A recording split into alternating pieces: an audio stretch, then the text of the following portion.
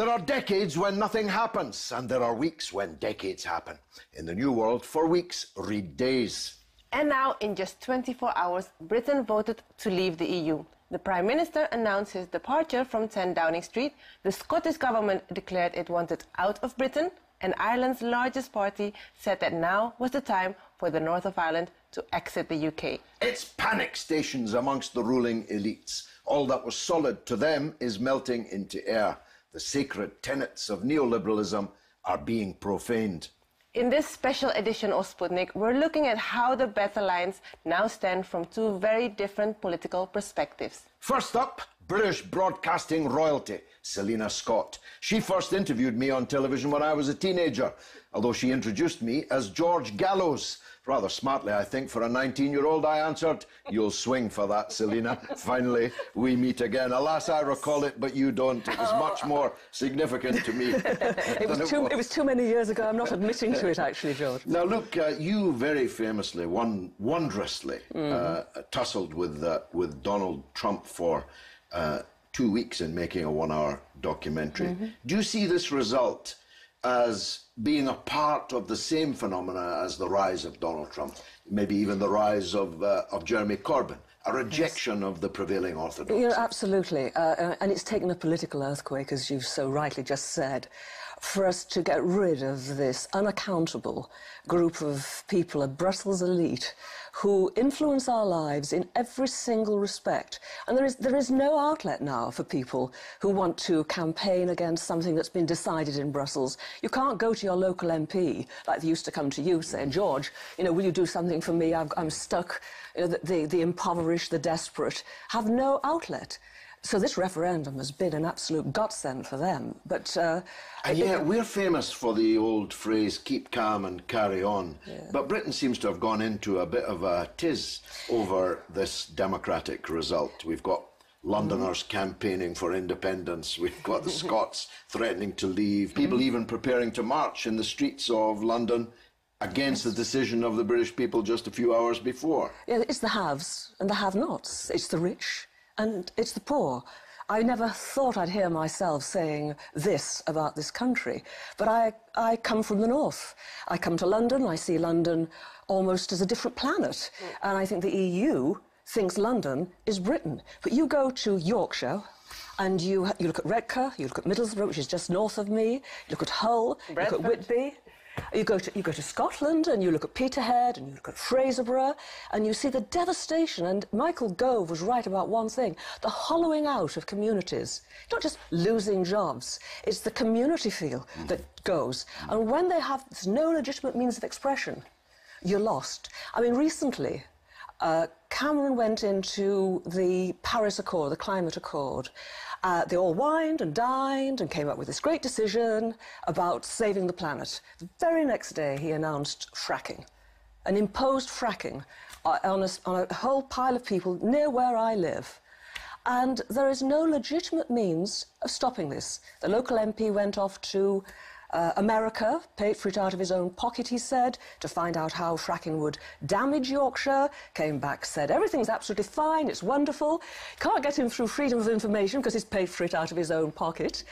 And of course the EU turns around and says, we have a liberal energy policy, so the energy companies must monitor themselves. So Barclays Bank has moved in, has bought up the energy company that's going to start to frack, and no one can do anything about it.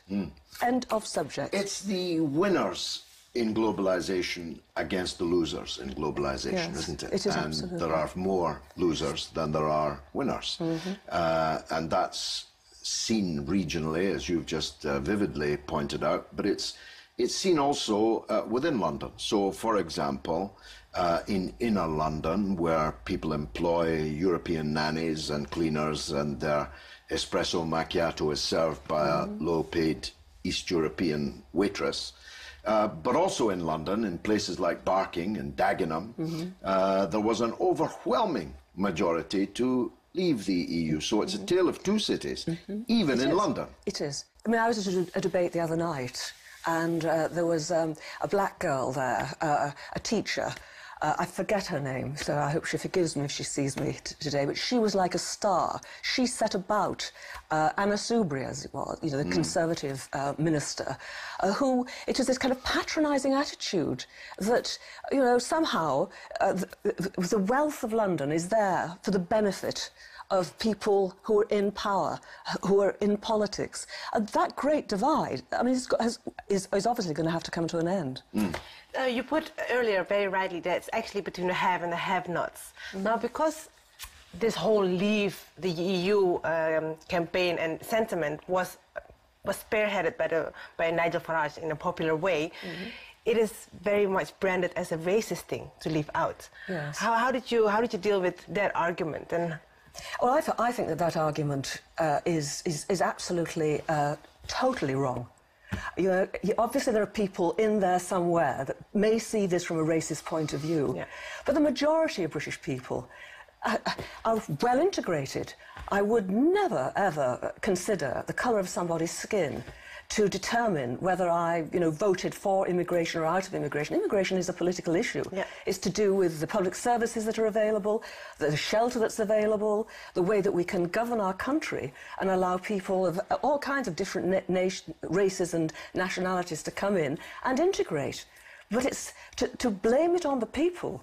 I mean, I think is deceitful, actually. Well, of course, the great majority of Europeans are white Europeans, and they have free movement of labour coming in. So there is no race question per se, because Polish people are as white as you or me. If we were in Poland, no one could tell we were British, and vice versa.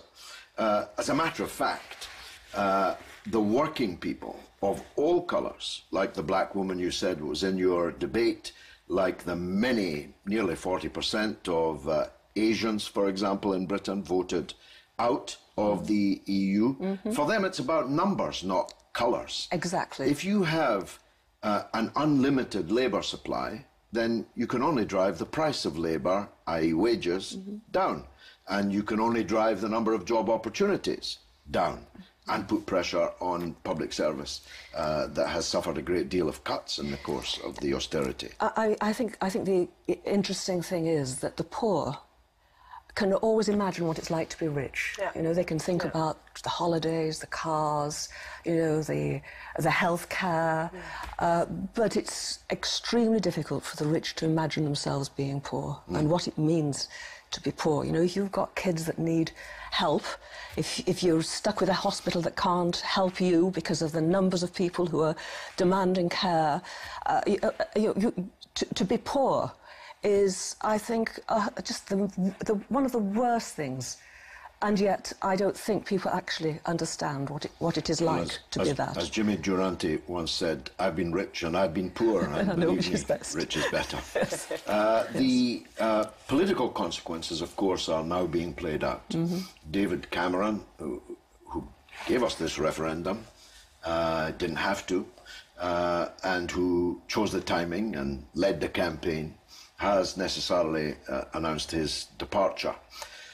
Some people say that will give us then a Tory government even more right-wing than his. I don't myself buy that. I don't see that Boris Johnson and Michael Gove are any more right-wing than David Cameron. For me, they're two halves of the Bullingdon Club throwing bread rolls at each other. Who do you think is going to succeed? And don't you think that before they go into these negotiations now with the EU, the new Prime Minister will need to seek a democratic mandate through a general election? Yes, I think so. I can't imagine we can get past a Conservative Party conference without having a general election in October. And we're talking now about debates that are still going on. I mean, the Remain camp feel that they are going to come out in March, that they feel extremely strongly. Petitions, yeah. I mean, this is the other thing. Social media. Yes, I mean, the thing is, you know, that petitions are seen to be the way forward. But I brought up this issue the other day about animal welfare. I'm not an animal rights activist, but I care, like a lot of people in this country care, about the way we treat animals. This planet is not for human beings. It's not our plaything. We live in it with a whole lot of other creatures as well. The EU has taken the view that animals are commodities, a bit like they take the view that people, the labour market, are just about to commodities. Say, that's what they think of the workers. They do. But they put these poor creatures into trucks and they push them across the continent thousands of miles in inhumane conditions, and they end up in abattoirs, unregulated, North Africa, the Middle East, and there's not one thing we can do about it other than get onto the internet and petition. But this government and previous governments have just colluded with the EU on all of this for all these years. And it seems to me, back in the Middle Ages in this country, the commoners were petitioning King Henry III, I think. Before we went into a bloody civil war, and then we went on down the years with martyrdom, and 2 world wars were fought. And then, of course, the suffragettes allowed me to have a vote. And then they turn around and say, well, yes, we decide. If we want to send animals all the way across the continent, we will do so, and we don't care what you say. Well, no one elects these people who rule us from Europe, and no one can remove them. No one need even know their name. I just learned moments ago that Britain's commissioner, a lord, so a doubly unelected, an unelected lord, who is the unelected British commissioner at the European Union, has just resigned. His name is Hill. I was going to ask you what his name was, because that was Hill, but more a molehill, because I'd never heard of him, still less had any say in his lavish, no doubt, lavish appointment. Now, you, I think, could be described as a conservative supporter. No, actually. No, am I wrong? No, absolutely, wrong. Then I beg your pardon. I should think so. When you said conservative, I thought you meant little Small c. Yeah. Yes. But when you say conservative, big C, no, I feel very strong. I feel very strongly that the Conservative Party just sticks together like sheep. Once a Conservative group say that's it, that's it. Well, I was seeking to segue into making you give me your tip for who's going to be the next Prime Minister. Prime Minister. We both know Michael Gove, I think. Yes. He's a very clever fellow. He should be the next Prime Minister, and a pretty decent fellow, in my opinion. Yes. More decent than his rivals. Do you think he has a fighting chance, or do you think Boris Johnson's got it in the bag? I don't think Boris has got it in the bag. As I said earlier, the Conservative Party grouped together, and if they don't want Boris, they won't have Boris, it seems to me. There seems to be much talk about Theresa May, but she should have spoken up earlier, it seems to me, if she wanted a chance. Worthy but dull, in my opinion. Selina Scott, thank you. It's wonderful to see you again. Thank you. Coming up next, more on the results of the EU referendum. Stay tuned.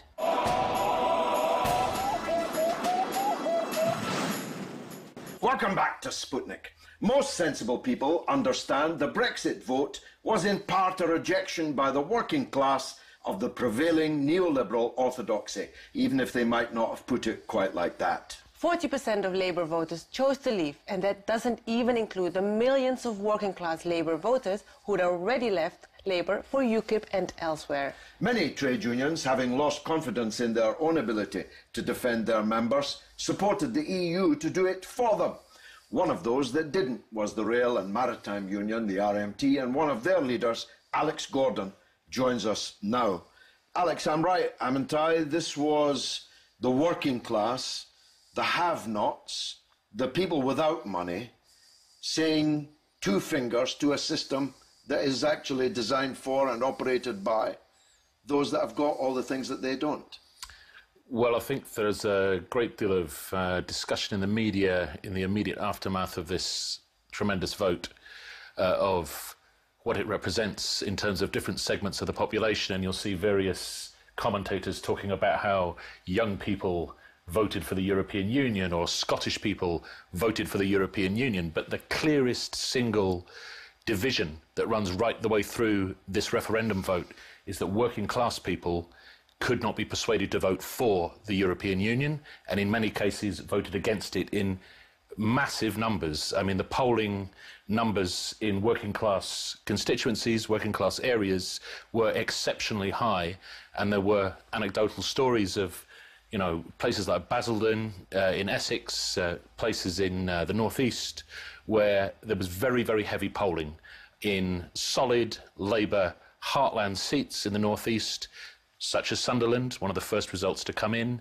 There was very, very heavy voting by working people rejecting the European Union, even in Glasgow. And yet the official trade union bureaucracy, for the most part, painted the EU as the workers' friend. Why didn't the workers see it that way? Well, because it's a completely untenable point of view, and we're not living in the dark ages. We're living where people have televisions, smartphones, access to news programmes such as yours, and wide access through the internet to a variety of sources.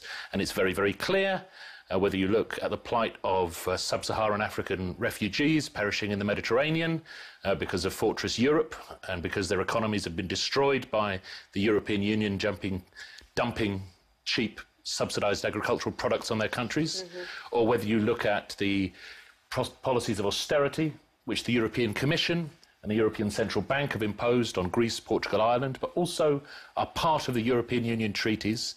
It's very, very clear that the European Union has been attacking welfare states, attacking working people from Lisbon to Tallinn. You know, you can see it right the way across the piece. And working people, whatever some politicians might think, aren't stupid. Well, that's a key point. I think the presumption was that they were stupid, and that the fear of something worse would make them cling to nurse. Now, there are reasons to fear a continuation of Tory government. I think actually that Johnson and Gove are not quite as right-wing as Cameron and Osborne, but in any case they're two cheeks of the same backside. From my point of view, other views are available. But the point surely is that we can vote them out, whereas we could never vote out Mr. Tusk or Herr Juncker or the head of the European Central Bank, etc. And yes, and there's been this confection of Project Fear, which has been particularly promoted by a lot of left-wing supporters of the Remain campaign, that a vote to come out of the European Union was going to lead to some sort of fantasy coalition between Nigel Farage, a man who has one MP in the House of Commons, who can't stand him, and Boris Johnson. I mean, Boris Johnson couldn't open a supermarket without being attacked by a Tory MP. He is reviled by at least 50% of his own parliamentary party, if not more. The fact is, this vote was never going to create a stable right-wing Tory post-Brexit government. It was only likely to have one outcome, and that was to bring the Conservative government down. And anyone who had any kind of objective analysis of what was likely to happen could see that that was true. And yet there have been legions of well-paid left-wing political commentators who have been telling voters exactly the opposite. That's absolutely correct. On the other hand, everything we said in the campaign has already come to pass. The people did vote to leave. The working class voted overwhelmingly to leave. David Cameron has had to leave. George Osborne is toast. And they're already talking about the untenability of a Boris Johnson government taking Britain into these negotiations without a general election. So we're going to get a general election either at the end of this year or at the beginning of next, i.e. several years before we would have got one. And therefore the possibility of the Tories being out altogether is suddenly upon us. And indeed, last night, the online news source Euractiv, which closely follows Brussels insider political developments, was briefing that senior Tory sources in Brussels had told them that the timetable for a general election was going to be November. In other words, the Tories are going to have a leadership competition now. They don't know who the various runners and riders will be, but they'll complete that before their conference in September. They'll call the election in October, and the election will take place in November. So what they're hoping to do, of course, is to have a Brexit position for that election.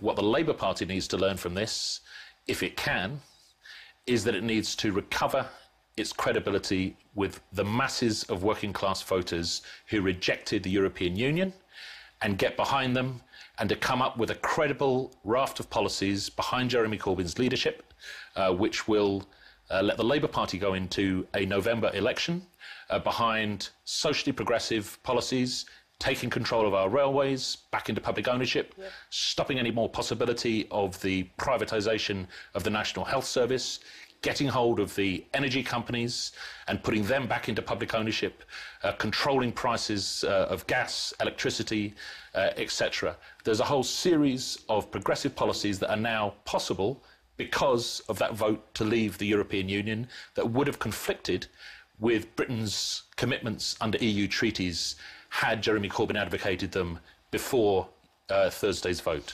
And yet, instead of that, the very people for whom Jeremy Corbyn was out campaigning, I believe, against his better instincts, when he campaigned for a Remain vote, those very people who most believe in the Remain cause are now planning on Tuesday to stab him in the back and create a crisis inside the Labour Party at a time when the Tory party is falling apart. Indeed they are, and I think, to be fair to those people, they would have done this whatever the results. The person that they've put up to challenge Jeremy at the moment seems to be one Margaret Hodge, whose own constituents, of course, voted by a very substantial minority in East London in favour of leave. Dame Margaret Hodge, to give her Sunday name, is of course, her and her husband are not millionaires but billionaires. That doesn't make her a bad person, but it makes her a slightly incredible standard bearer for the challenge against Jeremy Corbyn. Well, I think their problem is that they don't really have a credible Blairite candidate. And that's been quite obvious during the last year. It's very difficult to imagine somebody such as Chuka Umunna, who was just gabbling on Thursday night, Friday morning, simply had no idea how to respond to the evidence of working class distaste and rejection of the European Union that was unfolding before his eyes. It's very difficult to think of who exactly they're going to put up who could be a credible leader of the Labour Party. Certainly, I don't see anyone who could beat Jeremy Corbyn in a straightforward fight in a vote amongst ordinary Labour supporters, where Jeremy is still, by far and away, the most popular Labour leader there has been for many, many years amongst his own membership. It may be that they're going to follow what I call the Joe Haynes stratagem of electing their own leader in Parliament, who will de facto become the official leader of the opposition and the dispenser of the short money, millions of pounds of taxpayers' money, that is given to the leader of the opposition. So Jeremy would then be the leader of the Labour Party in the country, but the Parliamentary Labour Party would have a different leader, and the word on the street is a fellow called Dan Jarvis, a former paratrooper, that he'll be the official leader of the opposition, and Jeremy can go and tour the shires. Yeah, I mean, will that work? What you are seeing, I mean, this is not fantastical speculation, because, as you say, Joe Haynes has written about it openly in the New Statesman as his methodology for how to hold a coup in the Labour Party. But let's be clear about this. Firstly, Labour Party members would not stand for that. Secondly, the trade unions would not support such a move. And the one thing you can say about the Labour movement is that we do remember our history. And this has been done before. This is shades of Ramsay MacDonald. And if there was an attempt to lead such a coup, to set up a government of national unity with Blairites and pro-European or pro-EU Tories and Lib Dems, for example, which is another discussion, then the trade unions would have to, if they understand their history, make it very clear that they're sticking by the elected leader of the Labour Party. So I think anyone who tried to carry out the Joe Haynes strategy that you're talking about would clearly lead to a break between their grouping and the trade union affiliated party. Well, I think the Blairites have a very unstable prospect anyway, with the Chilcot report coming out in less than a month. Absolutely. That's before we even mention Chilcot. Don't mention the war, not least because we've run out of time. Alex Gordon, thanks for joining us on board the Sputnik. You can stay in touch with us on RT_Sputnik or Facebook Sputnik on Russia Today. It's goodbye from me, Gayatri. And from me, George Galloway. It's been marvellous.